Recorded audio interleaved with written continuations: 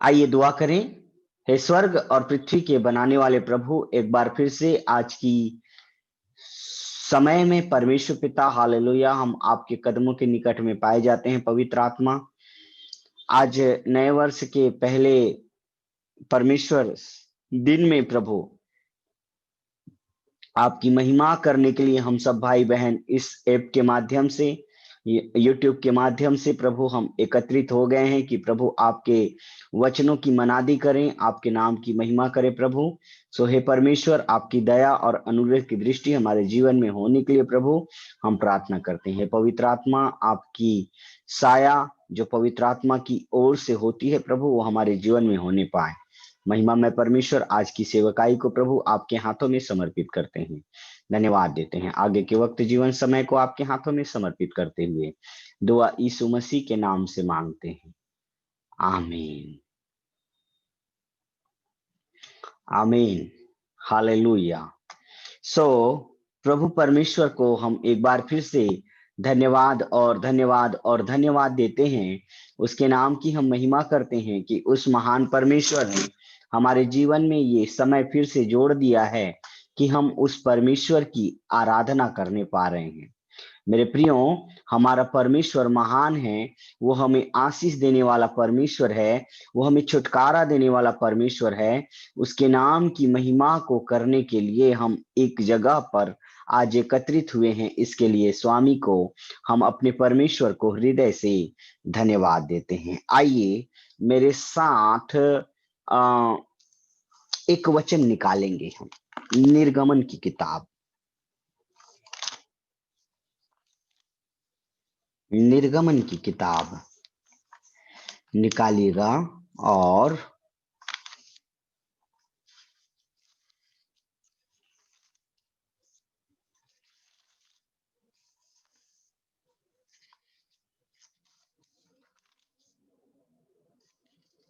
उसका हम निकालेंगे निर्गमन की किताब और 12 अध्याय और उसका दूसरा पद, पहला और दूसरा पद को हम पढ़ेंगे। यहां क्या लिखा है? फिर यहोवा ने मिस्र देश में मूसा और हारून से कहा, यह महीना तुम लोगों के लिए आरंभ का ठहरे, अर्थात वर्ष का पहला महीना यही ठहरे। तीसरा पद, इस्राएल की सारी मंडली से इस प्रकार कहो, इसी महीने के 10वें दिन को तुम अपने अपने पितरों के घराने के अनुसार एक मेमना ले रखो, और यदि किसी के घराने में एक मेमने के खाने के लिए मनुष्य कम हो तो वह अपने सबसे निकट रहने वाले पड़ोसी के साथ प्राणियों की गिनती के अनुसार एक मेमना ले रखे, और तुम हर एक के खाने के अनुसार मेमने का हिसाब करना। आमीन। परमेश्वर अपने वचन के पढ़े और सुने जाने के द्वारा हम सबों को आशीष दे।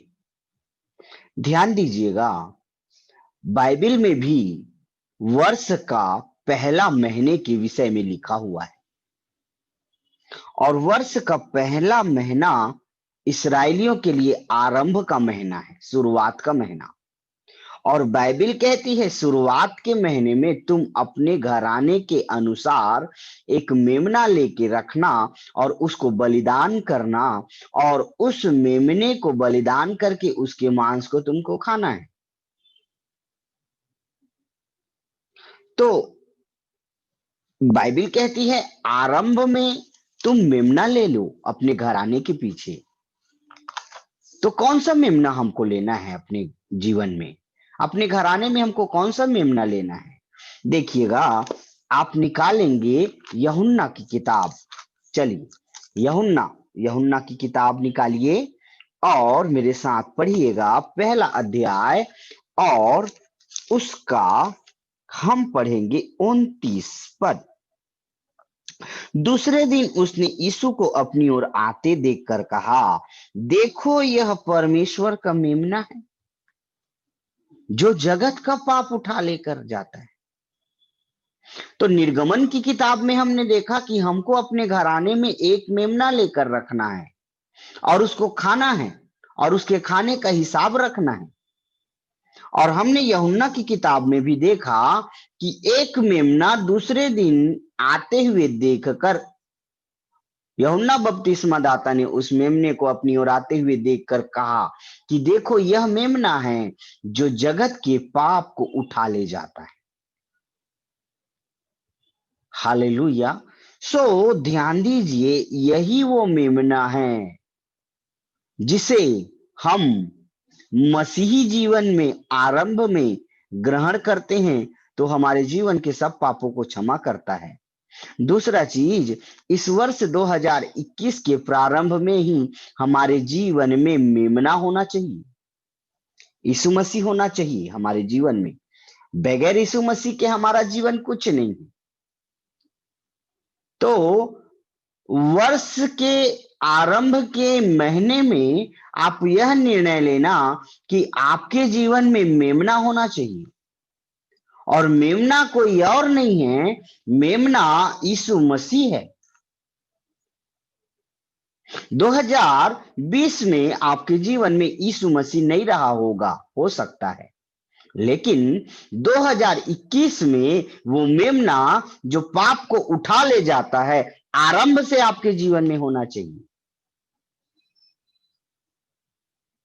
यह महीना तुम्हारे लिए आरंभ का ठहरे और इस आरंभ के महीने में तुम अपने घराने के पीछे एक मेमना ले रखना।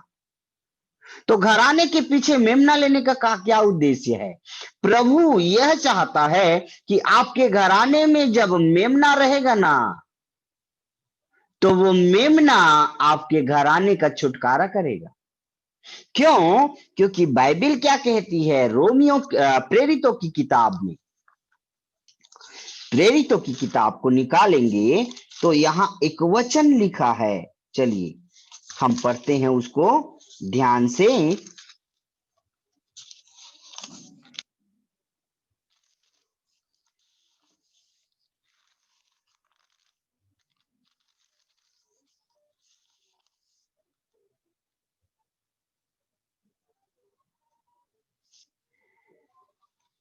प्रेरितों की किताब 16 अध्याय और उसका 31 पद। उन्होंने कहा, किसने कहा?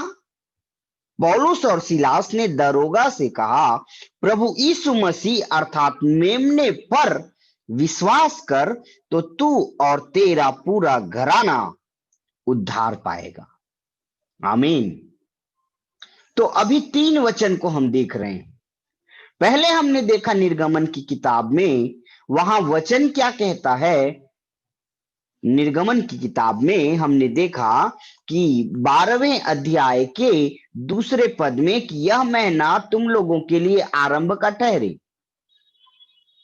तो आरंभ के महीने में क्या होता है? इस्राएल की सारी मंडली अपने घराने के पीछे एक मेमना ले रखी और उस मेमने को बलिदान करे।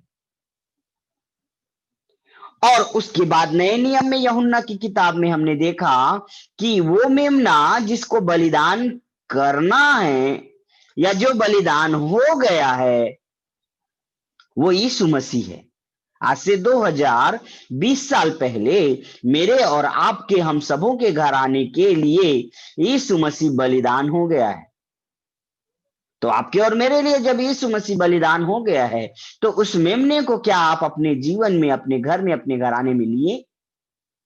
क्या मसीही जीवन को जीने के समय आरंभ से ही वो मेमना आपके जीवन में है जो आपके जीवन के पाप को उठा ले जाए? और ध्यान दीजिएगा, यहां पर वही मेमना क्या कहता है? प्रेरितों की किताब में उसके 16वें अध्याय की 31 पद में कि सुनो, उसी मेमने पर विश्वास करो जो तुम्हारे पापों को उठा कर ले जाएगा। और जब तुम्हारे पापों को उठा ले जाएगा ना, तुम विश्वास करोगे ना, तो तुम विश्वास करने के द्वारा, तुम्हारे पापों के उठाए जाने के द्वारा तुम और तुम्हारा पूरा घराना उद्धार पाएगा। तो प्रभु की योजना यह है कि हमारा पूरा घराना उद्धार पाए। कैसे पाएगा उद्धार हमारा पूरा घराना? कैसे हमारा पूरा घराना छुटकारा पाएगा? मेरे प्रियो, आपका पूरा घराना छुटकारा पाने के लिए क्या चीजें जरूरी है? एक चीज, वो है मेमना आपके घर में होना, आरंभ से ही। कौन से घर में? ईंट पत्थर वाले घर में नहीं, परंतु आपके शरीर रूपी घर में आरंभ से होना चाहिए। आज इस दिन के पहले तारीख को हम प्रार्थना कर रहे हैं मेरे प्रियो, कि आप में से प्रत्येक मसीह भाई के जीवन में, बहनों के जीवन में आरंभ के महीने से ही, पहले दिन से ही आपके जीवन में यीशु मसीह होना चाहिए, वो मेमना होना चाहिए, ताकि वो मेमना आपके जीवन के प्रतिदिन के पाप को उठाकर ले जाए। आमीन। और जब मनुष्य का पाप उठ जाएगा उसके जीवन से, तो वह एक नया व्यक्ति बन जाएगा। और हम कल रात्रिकालीन से ही बहाली के विषय में सीख रहे हैं। प्रभु इस वर्ष में कुछ नया करना चाहता है। वो आपके घराने को नया करना चाहता है, वो आपके जीवन को नया करना चाहता है, वो आपके परिवार को नया करना चाहता है, वो आपके मन को नया करना चाहता है, वो आपकी आशीष को नया करना चाहता है, वो आपके अभिषेक को नया करना चाहता है, वो आपके दर्शन को नया करना चाहता है, वो आकाश को नया करना चाहता है, वो पृथ्वी को नया करना चाहता है। तो कब ये सारी चीजें नहीं होंगी? आपका घर, आपका घराना नया कब होगा? अभी तो अंधकार के चंगुल में है ना। यदि आपके घराने में, आपका घर, आपका परिवार यदि अंधकार के चंगुल में है, तो उसके वश में है, तो आज आपके घर और घराने को भी नए होने की जरूरत है मेरे प्रियो। ग्लोरी जीसस, प्रभु की स्तुति हो, हालेलुया, उसके नाम की महिमा हो मेरे प्रियो। मेरा प्रभु क्या कहता है? हाँ, क्या कहता है मेरा प्रभु? ध्यान दीजिए। मेरा प्रभु कहता है कि तू विश्वास कर, उस मेमने को विश्वास के द्वारा अपने जीवन में ले ले। और जब उस मेमने को हम विश्वास करके अपने जीवन में, अपने घर में ले लेंगे, तो हम स्वयं और हमारा पूरा घराना उद्धार पाएगा। आमीन। चलिए, तो इस आरंभ के महीने में आपको 7 बातें करना है। 7 बातें आपके जीवन में करना है इस आरंभ के महीने में। पहला, ये नया वर्ष अनजान है आपके लिए। इस नए वर्ष में, आने वाले समय में क्या होगा आप नहीं जानते, और इसलिए जब ये नया महीना आपके लिए अनजान है, तो आने वाले दिनों में क्या घटनाएं घटेंगी आप नहीं जान रहे हैं, तो बड़े ही सावधानी पूर्वक मसीह में जीवन जीना प्रारंभ करें।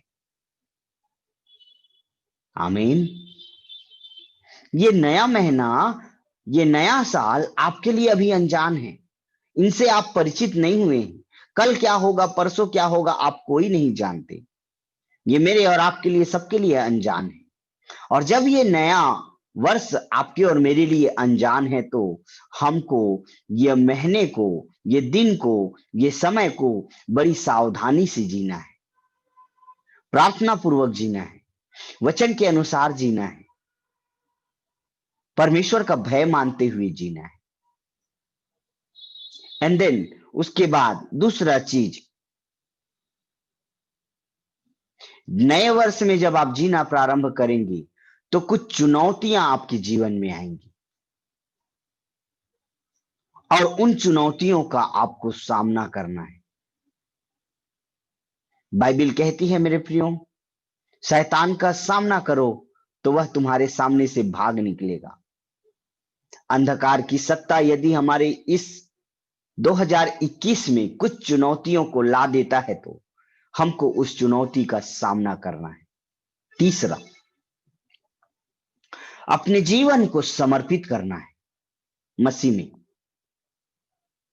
इस साल में, इस वर्ष में अपने जीवन को समर्पित करना है कि प्रभु यीशु मसीह के नाम से हम ये वर्ष में जिएंगे तो आपके वचन के अनुसार, कुछ बोलेंगे तो आपके वचन के अनुसार, कुछ निर्णय लेंगे तो आपके वचन के अनुसार अपने जीवन को, अपने घर को, अपने परिवार को, अपने बच्चों को, अपने कार्यों को, अपनी सेवा को आज प्रभु यीशु मसीह में हमको समर्पित करना है। और जब हम किसी चीजों को समर्पित कर देते हैं प्रभु के हाथों में, तो वो वस्तु, वो चीज, वो हमारे बेटे और बेटियां जब हम प्रभु के हाथों में समर्पित कर देते हैं, तो सब चीजों में प्रभु की आशीष हो जाती है। वो वस्तुएं उनके अधीन हो जाती हैं। उदाहरण के लिए, यदि मैं अपने बेटे को प्रभु के हाथों में समर्पित कर दूंगा, तो मेरा बेटा मेरा तो रहेगा, लेकिन वो परमेश्वर के अधीन में चला जाएगा। मैं अपने जीवन को प्रभु को समर्पित कर दूंगा तो मेरा जीवन मेरा तो रहेगा ही, वरन ये प्रभु के हाथों में जाने से ये एक अधीनता में आ जाएगा। और प्रभु के अधीन में मेरा जीवन होने के कारण, समर्पण होने के कारण, किसी भी प्रकार की शत्रु की ताकत जो है मेरे जीवन में काम नहीं कर पाएगा। आमीन। चौथा, ये नए वर्ष में हमको क्या क्या करना है, इसको मैं आपको बता रहा हूं। इसके लिए मैंने आपको बताया थोड़ा देर पहले। मेरे प्रियो, सबसे पहला चीज, इस नए वर्ष में अपने आप को नया बनाना है तो हमको, ध्यान दीजिएगा, पाप को उठाने वाले मेमने को अपने जीवन में अर्थात शरीर रूपी मंदिर में बसाना पड़ेगा। ठीक है। दूसरा, हमको नए वर्ष में जो अनजान है उसमें बड़े ही सावधानी से जीवन जीना पड़ेगा, प्रार्थना दुआ के साथ वचन के अनुसार। तीसरा, जो चुनौती आएगी उसका हमको सामना करना पड़ेगा। चौथा, हमको समर्पित करना पड़ेगा अपना जीवन। पांचवा, बता रहा हूं जल्दी से, फिर हम वचनों में जाएंगे। हमको धीरज रखना है। क्या रखना है? धीरज। और धीरज आत्मा का फल है। पता है, प्रभु भक्तों को उतावली करने की जरूरत नहीं होती है। प्रभु भक्तों लोग उतावली नहीं करते हैं, वरन धीरज धरे हुए रहते हैं। मसीह में मेरे प्रिय भाई बहनों, आपके जीवन में भी धीरज का होना बहुत जरूरी है। इस नए वर्ष में धीरज धरिएगा, धीरज चाहिए। जो व्यक्ति धीरज नहीं रखता है, कभी कभी अपने कामों में असफल भी हो जाता है, उसका काम छूट जाता है।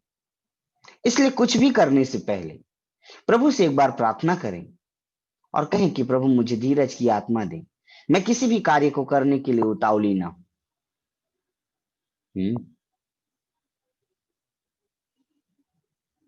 उसके बाद छठा है, हमको परमेश्वर के वचन को समझना है और एक दूसरे को समझाना है।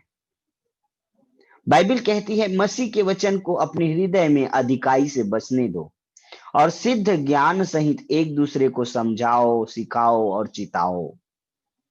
ये नया वर्ष जो हमको मिला है, इस नए वर्ष में हमको अपने जीवन को नया करना है तो हमको, ध्यान दीजिएगा, परमेश्वर के वचन को हमको खुद को समझना है और समझाना है। मेरे प्रियो, सिर्फ एक पासबान की, एक शिक्षक की, एक उपदेशक की ही भूमिका नहीं रहती कि वो आपको सिखाए, लेकिन मैं आपको बताना चाहता हूं, आप स्वयं जब अपने प्रार्थना के कमरे में बैठेंगे ना, तो पवित्र आत्मा के द्वारा आपको वचन को समझना चाहिएगा। कितने लोग आज वचन को समय नहीं देते हैं। काम को समय देंगे, बच्चे को समय देंगे, परिवार को समय देंगे, सबको समय देंगे, लेकिन प्रभु को और प्रभु के वचन को समय नहीं देते। ध्यान दीजिए, ये वर्ष में आप अपने जीवन में प्रभु के वचन को समझने के लिए समय दीजिएगा, समझाने के लिए नहीं, स्वयं समझने के लिए परमेश्वर के वचनों को समय दीजिएगा। Glory Jesus. उसके बाद है छठवा चीज, कुछ चीज को छोड़ना है। ये नए साल में कुछ चीजों को छोड़ना है। यदि गाली देते हैं तो गाली देना छोड़ना है, झूठ बोलते हैं तो झूठ बोलना छोड़ना है, नशा करते हैं तो नशा करना छोड़ना है, गलत अनुचित काम करते हैं तो उन अनुचित कामों को छोड़ना है। 2020 में छोड़ने का निर्णय लिए, लेकिन हम नहीं छोड़ पाए, तो ये आने वाला वर्ष जो 2021 है, उसमें कुछ ऐसे कार्य जो मसीह होने के बाद भी हमारे जीवन में हो रहे हैं, तो हमको इस वर्ष में नया बनने के लिए कुछ छोड़ना पड़ेगा।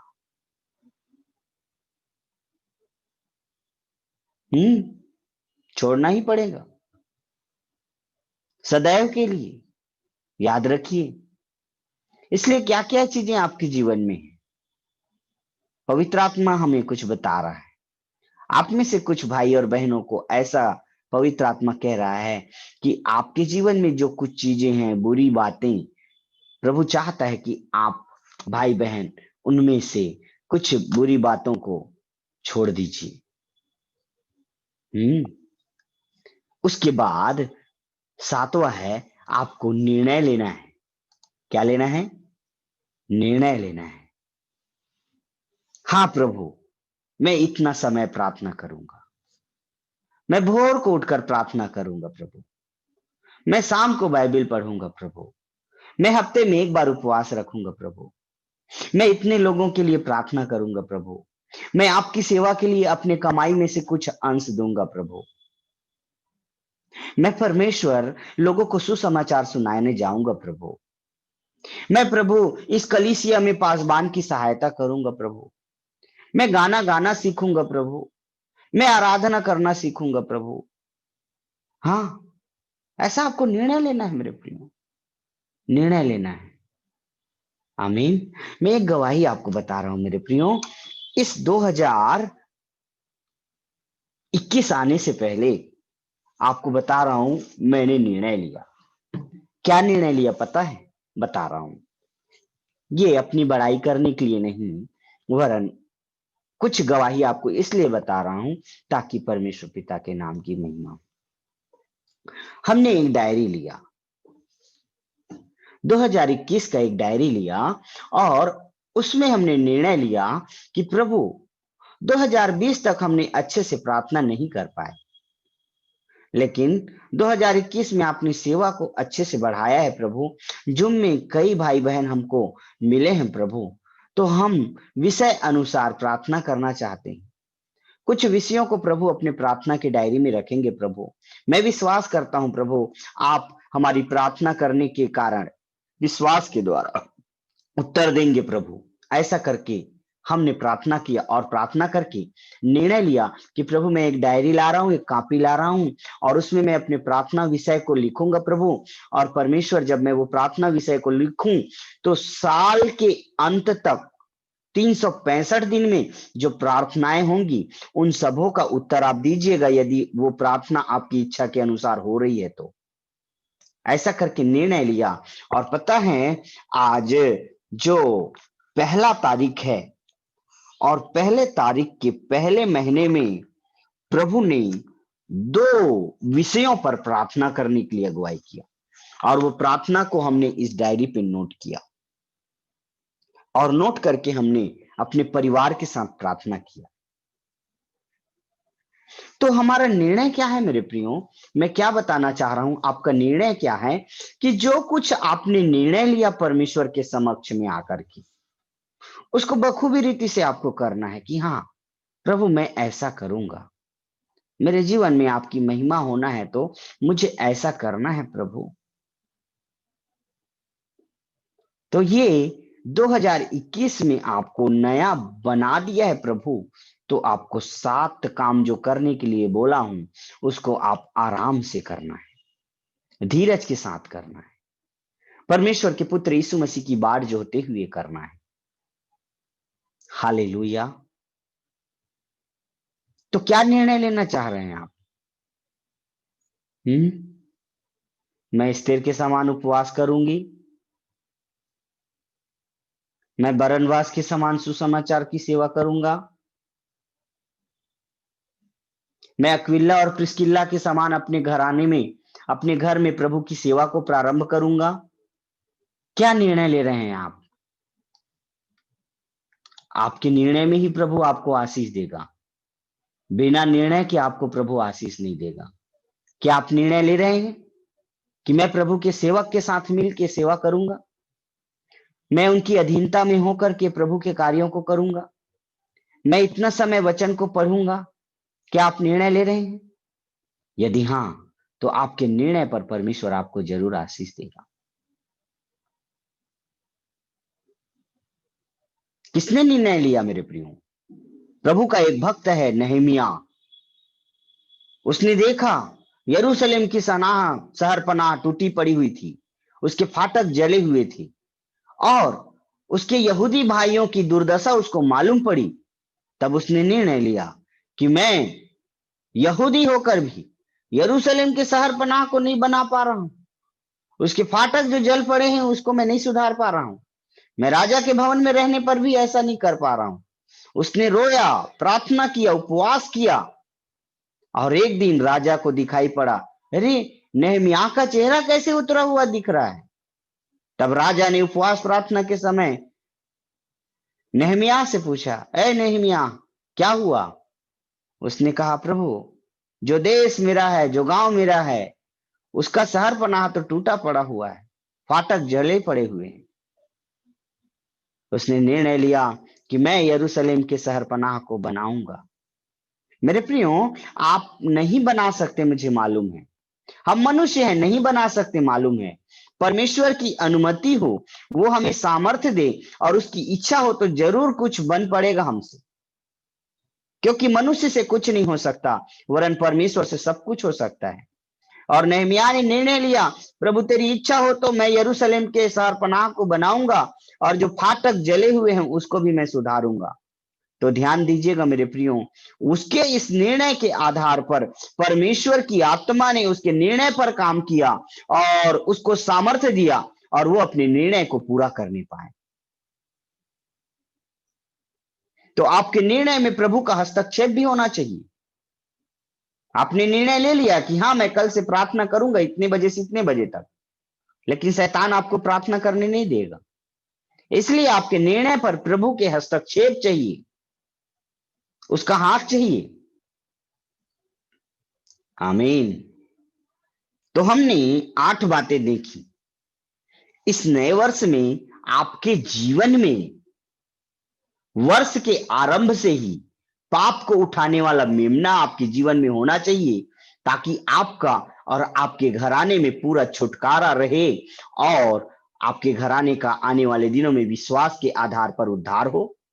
दूसरा, अनजान वर्ष को जीने के लिए मसीह के साथ हमको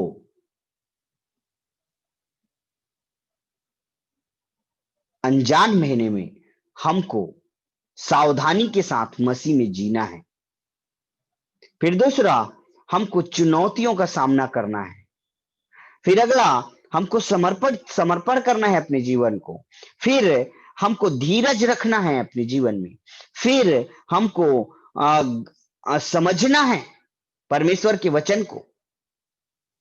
फिर उसके बाद है हमको कुछ छोड़ना है, और उसके बाद हमको निर्णय लेना है। इस प्रकार से 8 बातें हैं जो हमारे जीवन को बहाल करती है, नहीं बनाती। आपके जीवन में बहाली चाहिए तो, रेस्टोरेशन चाहिए तो, पुनर्निर्माण चाहिए तो, आपको ये आज 8 बातें जो मैं बता रहा हूं वो आपको अनिवार्य रूप से करना चाहिए। आमीन, हालेलुया। परमेश्वर से आइए हम प्रार्थना करें कि वो हमें नया बनाए। खुदा, हम आपको दिल से धन्यवाद देते हैं स्वामी, आपने आज के इस समय में मेरे परमेश्वर हमारे जीवन में यह अनुग्रह दे दिया कि प्रभु हम कुछ वचनों को सीखने पाए। हे खुदा, हम आपको धन्यवाद देते हैं, आपकी स्तुति करते हैं। हमारे भाई और बहनों को आप आशीषित करना मेरे प्रभु, धन्यवाद देते हैं। जबकि नए वर्ष में पहले महीने में पहले दिन की संगति को हम कर रहे हैं, शाम के समय की आराधना को प्रभु, तो इस समय जितने भी भाई बहन सुन रहे हैं, देख रहे हैं, उन सबों को परमेश्वर इन वचनों के आधार पर आप आशीष दीजिएगा। अंधकार की सत्ता को आप दूर कीजिएगा प्रभु। हालेलुया, ताकि हम मसीह में फलवंत होते जाएं, आगे बढ़ते जाएं। हालेलुया, आपके नाम को महिमा और महिमा और महिमा देते हैं। आपके नाम को ऊंचा उठाते हैं। आदर महिमा सम्मान आपको देते हैं, धन्यवाद देते हैं। आपने हमारी प्रार्थना सुना है, इसके लिए धन्यवाद, यीशु के नाम से, आमीन। हालेलुया।